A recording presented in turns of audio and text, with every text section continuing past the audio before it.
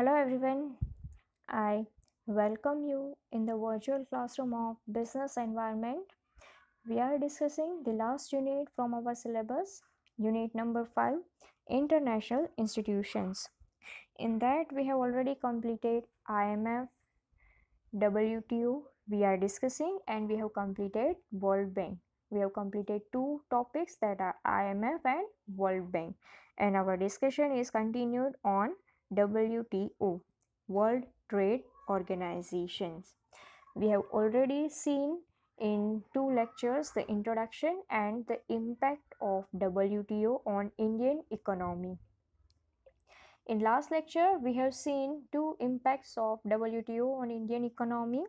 In this lecture, we are continuing the remaining impact of WTO on Indian economy. The third heading is the import of Chinese goods. What is the effect of import of Chinese goods in Indian economy? Let us see in detail. During recent years, Chinese goods uploaded Indian markets. They include battery cells, cigarette lighters, watches, toys, and other consumer goods. If we talk about Chinese goods in Indian market, then you cannot see any area where the Chinese goods are not present. Let us start from the Diwali decoration items. Most of the items are Chinese only. Then if we talk about toys, then also they are most of them are Chinese. If we talk about mobile phones, then most of them and affordable also are from Chinese goods. Then computer system, laptops, small, even the small part of any machinery, in that area also the Chinese goods has taken a place. So different items are given here, that what the items are endless, and though few items are given here, that Chinese goods includes battery cells, cigarette lighters, watches, toys, and other consumer goods. China is also the member of WTO, and so action against dumping of goods can be taken within WTO provisions only. As I have told you earlier, that no any area of goods and not service category, but in goods category, no any area in goods category where Chinese goods are not present. Due to that reason, it has adverse effect on Indian industries. Why there are so many Chinese goods in market? Because they are price less, they are having very less price, they are using penetration pricing policy, and they know that Indian consumers are very much price conscious. If one thing is available in 10 rupees, they will never ever give 20 rupees, though the 20 rupees product is produced in our country and it is the more durable as compared to Chinese goods. Only one negative point about Chinese good is that it is not durable.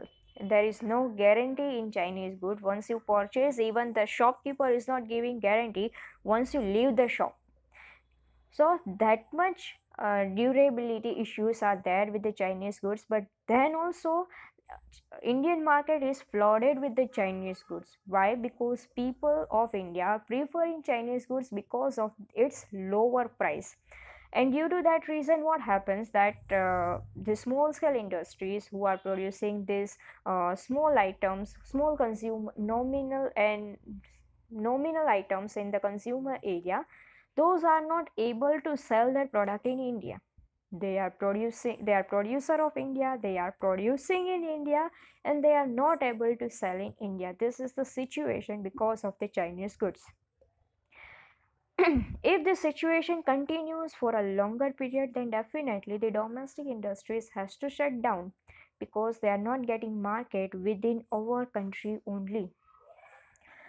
Now the question may be that why the small scale industries are not selling in the lesser price as compared to Chinese goods.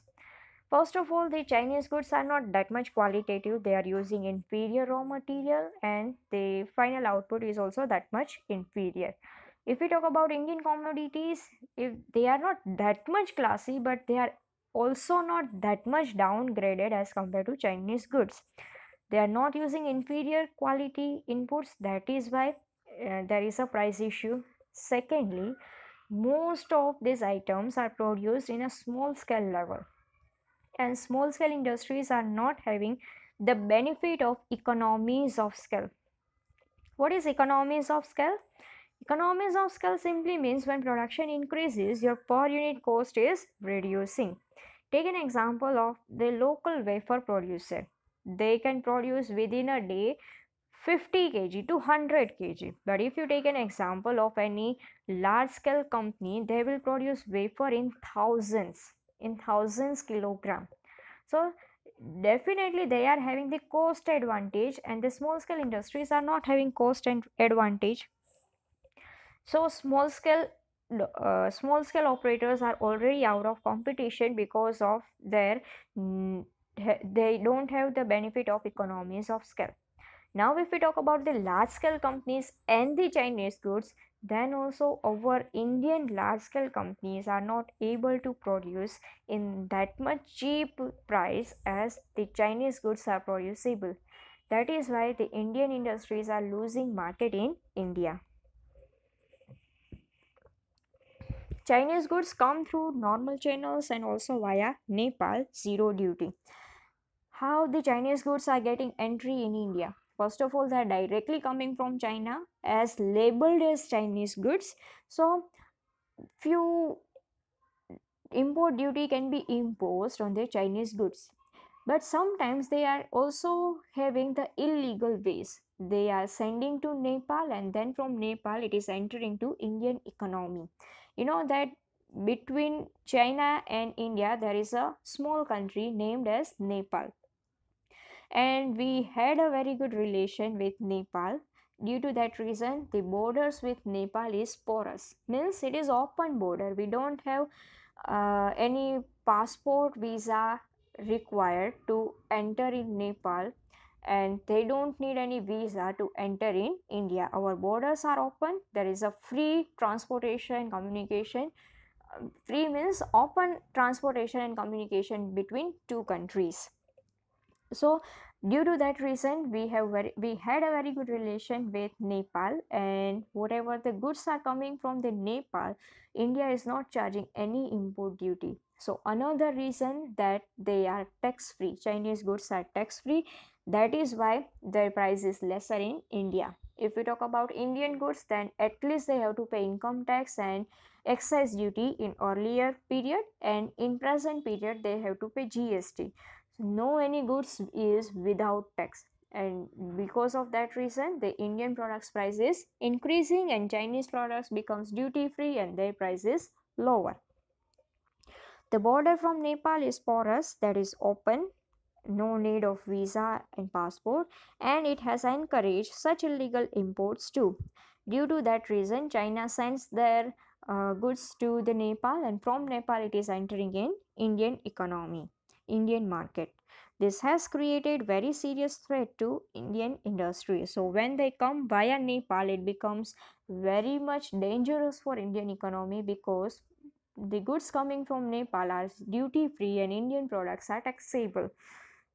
So that much threat is there from the Chinese industry. Now you may have questioned that why we are not charging import duty, higher import duty on the Chinese goods. Say for example, if the Chinese good is available in 100 and the Indian product is available in 200, then government is having authority to charge 100 rupee on Chinese products. So the price of Chinese product will also become 200, which will be equal to the Indian price.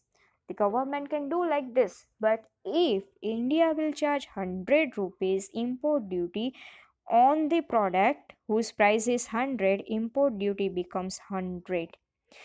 And you know that we are the member of WTO, and the motive of WTO is to increase world trade, and due to that reason they have not allowed any country to charge the higher import duty, and due to that reason we are not able to charge import duty on Chinese goods. We are also the member of WTO, and China is also the member of WTO. That is why we are not able to charge import duty on Chinese goods. Then, the impact of WTO on small scale units. What WTO has done to Indian small scale industries. In the WTO regime, means in the rules and regulations of WTO, no reservations are there. Reservations have been withdrawn. What, whom reservation is given? You know that if we divide the industry on the basis of scale, then three scales are there: small scale, medium scale, and large scale.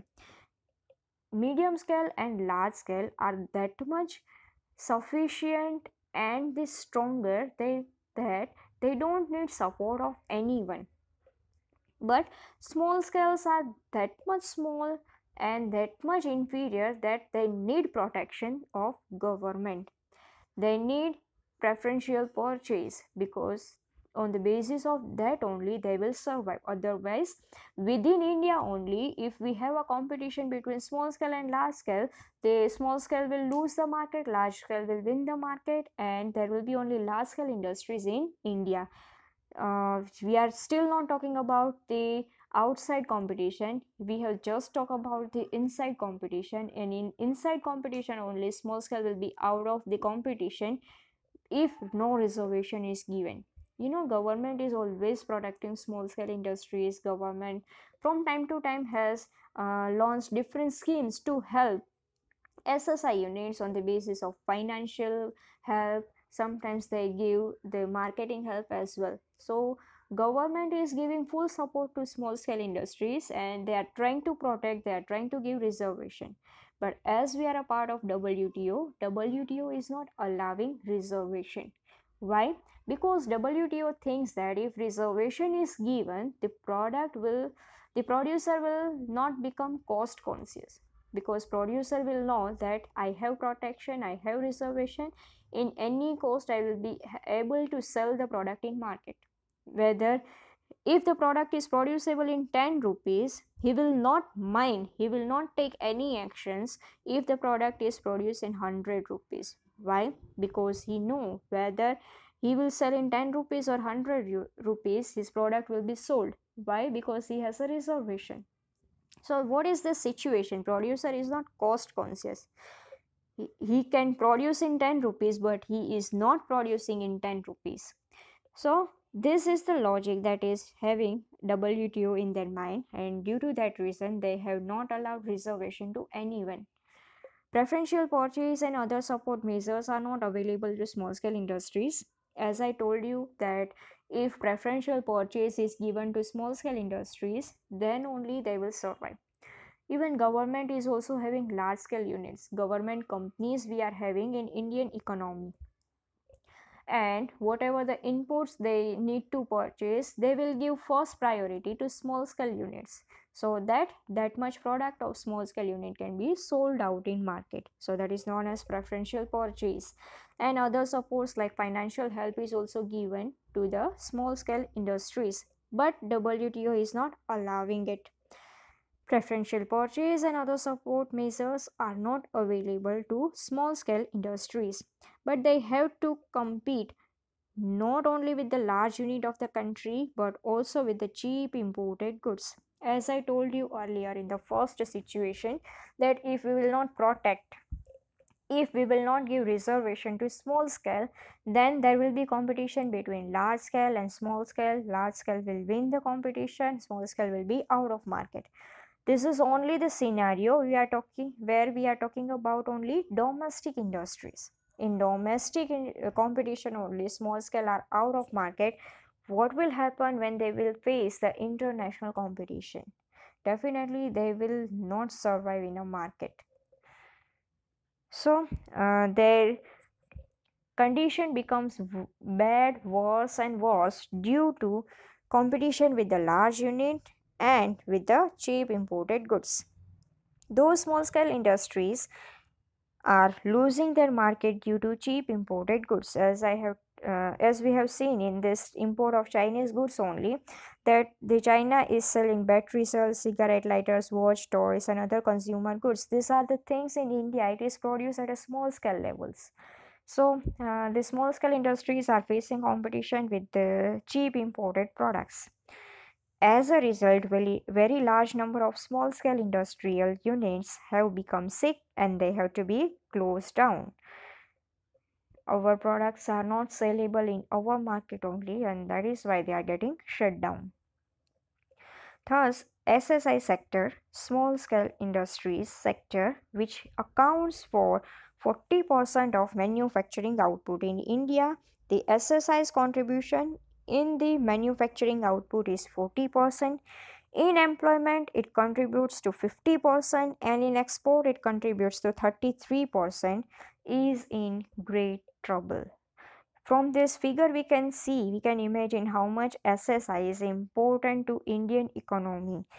Its contribution in the output is 40%, employment in 50%, and 33% in export. If the SSI we don't have SSI at all, then we will use the employment by 50% and our export will also reduce, but the disastrous effect will be there in 50% employment. Such a big figure. Being a large scale industries, even they are not able to give that much employment that SSI is giving. It is the second important factor after agriculture. It gives employment to 18 million people. In India, the most important sector is agriculture, and after agriculture it is considered as SSI. If we see the figure, absolute figure, then it gives employment to nearly 18 million people. For example, in soft drinks, the entry of multinational like Pepsi and Coca-Cola have practically eliminated the small-scale industrial units manufacturing aerated drinks. In soft drink market only, when the Pepsi and Coca-Cola is entered, the local aerated drinks means the which is produced without any pesticides. You can take the example of chas, the lassi is there. These are known as aerated drinks produced locally, which is not having long life. Whereas Pepsi and Coca-Cola made with some pesticides, but due to entry of Pepsi and Coca-Cola, these aerated drinks are not sellable in Indian industries. If we look at 50 years back in Indian market, the soft drink market is full of aerated drinks only. The local manufacturers were getting the market by selling this chas, lassi and etc. But after entry of Pepsi and Coca-Cola, now even in small shops you will ask for chas, they will not able to give you. Why? Because even the shopkeeper who is retailer, they are earning more in Pepsi and Coca-Cola as compared to aerated drinks. So even the retailers are not interested in selling the local foods, in local soft drinks, then this manufacturer will not be able to survive in market. This is only one example. This happens with the every goods which are having the entry of multinational companies, and due to that reason they are now shut down, they are in not existence. So all in all, we have seen that being a part of WTO, India is not at all benefited. Rather, in every field we have just get the negative outlook only. We don't have any benefits from the WTO. Rather, we had paid so many things because we are the part of WTO. We have totally seen the four impacts. The first one was about impact of WTO in Indian industries. Then we have seen impact of second-hand cars, and we have seen import of Chinese goods, and lastly we have seen the impact of WTO on small scale units. In every impact we have seen that we have just paid, we are not benefited at all. So this is all about the impact of WTO on Indian economy. We are keeping our discussion here only. From next lecture we will discuss the last international institution, that is European Union. This is the logo of European Union. Till the time, have a great day.